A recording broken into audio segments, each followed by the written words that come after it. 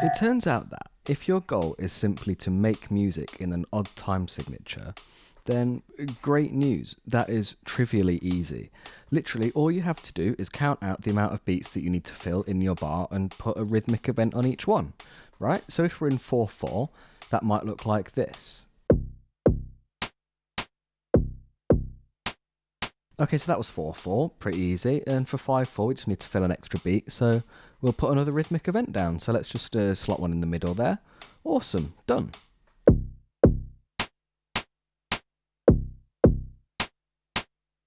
And that's literally all you need to do if your only goal is to work in an odd time signature. But we both see the problem, right? These beats are criminally boring. There's no excitement, tension, push and pull. Literally nothing going on. These are unengaging beats. They suck.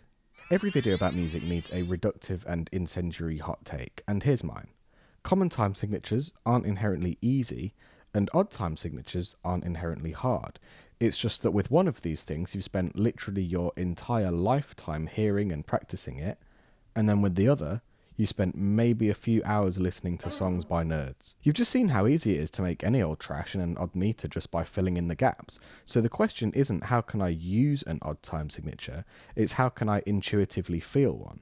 Because from the point of intuitively feeling an odd meter, you can then make music in it effortlessly as you'd make music in 4/4. Like if you or I went back to this first 4/4 beat and tried to make it more interesting, I think we'd have a pretty easy time. It would just be instinctive because we'd had so much practice.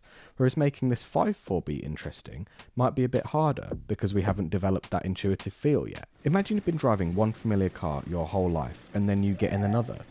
Probably you'll struggle a bit at first, but all you need to do is spend a little while getting familiar and soon it'll become second nature. Once again, you won't even have to think about it.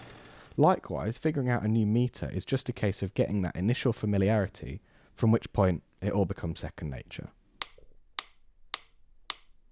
At this point in your life, especially if you're a musician, you feel 4/4 implicitly, and you might think that you feel that as 1, 2, 3, 4, 1, 2, 3, 4. But if that were the case, if that were as much resolution as you had, you'd only be able to make and process extremely simplistic beats. So you might instead subdivide into something like 1 and 2 and 3 and 4 and 1 and 2 and 3 and 4. And that's starting to get somewhere, but really you're probably going to need another level of subdivision. So maybe something like 1 and 2 and 3 and 4 and 1 and 2 and 3 and 4. And probably that explanation felt really basic, but it's honestly not.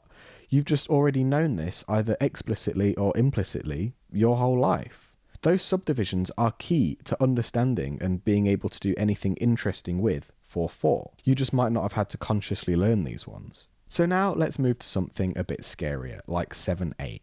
Now, if anyone's ever tried to teach you 7/8 before, they've probably told you that it's not the best idea just to count up in numbers. 1, 2, 3, 4, 5, 6, 7, 1, 2, 3, 4, 5, 6, 7. Instead, they probably told you to break it down, maybe something like 1, 2, 1, 2, 1, 2, 3, 1, 2, 1, 2, 1, 2, 3. And yeah, pretty much.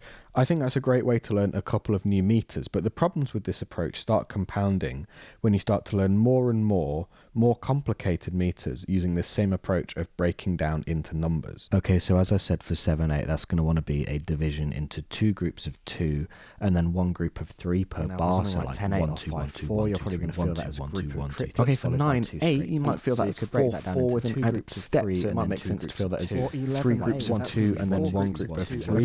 So like 1, 2, 1, 2, 1, 2, 1, 2, 3, 1, 2, 1, 2, 1, 2, 1, 2, 3. You start descending into the mathematical shadow realm so quickly. If you're anything like me, you'll start to get all of these meters mixed up, or you'll start getting lost in your place in the middle of a bar.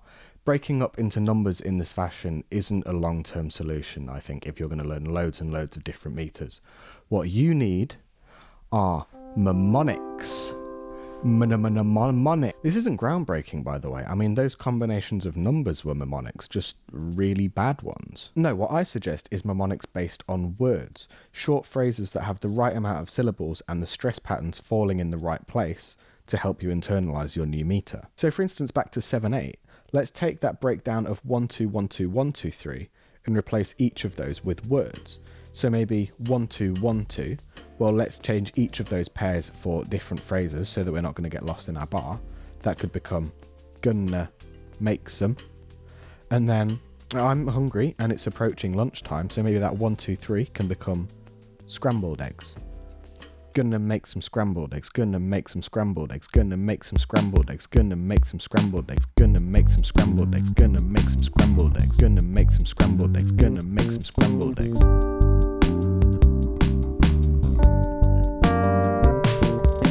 Gonna make some scrambled eggs, gonna make some scrambled eggs, gonna make some scrambled eggs, gonna make some scrambled eggs.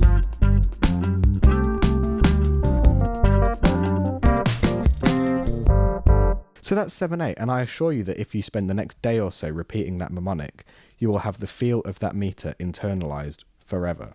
You're welcome. But this technique of mnemonics gets more useful the more complicated a meter you're working in.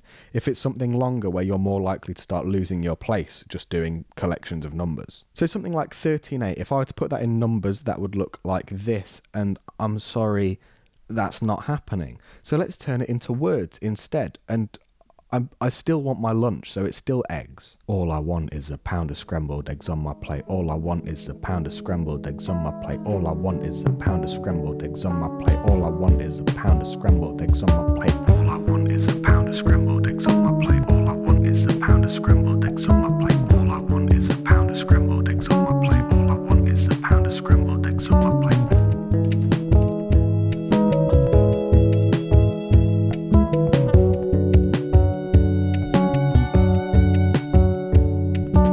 13/8. Just wrote in 13/8. I've not even done that before. My point is, with any time signature, if you have this assist just for a little bit, it acts like training wheels just to help you internalize that feel of a new time signature. What you start to realize is that actually time signatures aren't hard at all. The hard bit, and the much more important bit, is developing a strong sense of rhythm. And I actually can't help you with that. Time signatures you can pick up pretty quickly over the length of a YouTube video. Rhythm you might very slowly pick up over your entire life. Time signatures are getting the car moving. Rhythm is driving. We'll return to our really boring 5/4 beat in a minute and rescue it. But first I will just flash on the screen some more mnemonics for other time signatures that I've quickly developed. They're all egg themed. What I would suggest, write your own, because you'll remember your own better. But if you want to get started, there's some here. Enjoy them. Okay, so let's hear our lame 5/4 beat one more time. Youch! It is so bad. And the reason it's bad is because I didn't make it based on an intuitive sense of feel. I just filled in the gaps like it were a math problem. But now, with our patented super secret method of getting familiar with a time signature, we can just quickly internalize 5/4 and use that intuitive pattern to make a more interesting beat. So the common feel of 1 2 3 1 2 3 1 2 1 2 1 2 3 1 2 3 1 2 1 2 that a lot of people use for 5/4, I'm going to filter through my egg-loving lens into cooking an egg and it's really yummy. Cooking an egg and it's really yummy. Cooking an egg and it's really yummy. Cooking an egg and it's really yummy. Cooking an egg and it's really yummy. Cooking an egg and it's really yummy.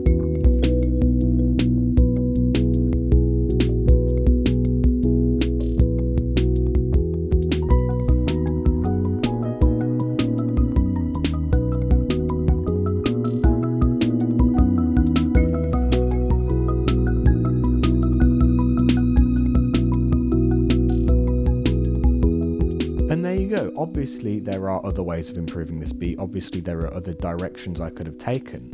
But the point is, via an intuitive feel of 5/4, we've gone from mega boring to pretty boring. So time signatures are nothing but feel, and feel requires nothing but eggs. Now that we've established that, just a quick disclaimer. Odd time signatures won't make you smart. It's easy to mystify all these 10-minute YouTuber-friendly concepts like odd meters and modes as smart, interesting ways of automatically making your music smart and interesting. But no time signature is better than any other, same as no key or no instrument is better than any other.